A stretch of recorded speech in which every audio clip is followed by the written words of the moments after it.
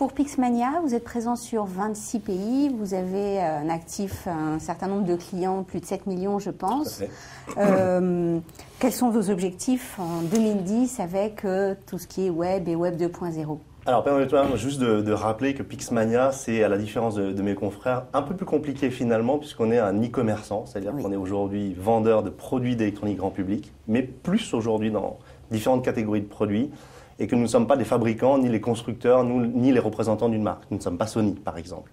Donc en fait, le challenge là, ce qu'on peut appeler le Web 2.0 des nouveaux médias, il est d'autant plus élevé, d'autant plus fort. Et le vrai challenge, c'est l'augmentation d'un capital sympathie pour augmenter la notoriété.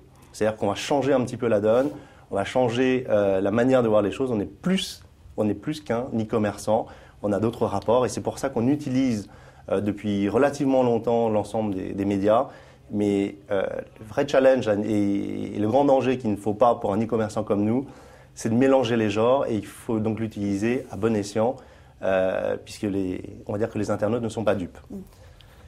Donc là, les objectifs, c'est très clairement de rapprocher nos consommateurs, de créer un lien supplémentaire et lorsqu'on a du Twitter, lorsqu'on a du Facebook ou lorsqu'on a d'ailleurs des blogs, on va rapprocher, suivant les catégories de produits, c'est plus ou moins réactif. On a un blog Pixmania, par exemple, qui nous rapproche dans le domaine ce qu'on appelle du gaming avec les jeux vidéo. Et là, ça fonctionne très bien. On a beaucoup d'échanges.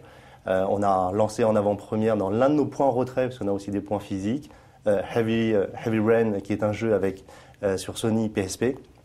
Et ça s'est très bien passé. Il y avait une communauté de blogueurs, il y avait des fans qui sont venus.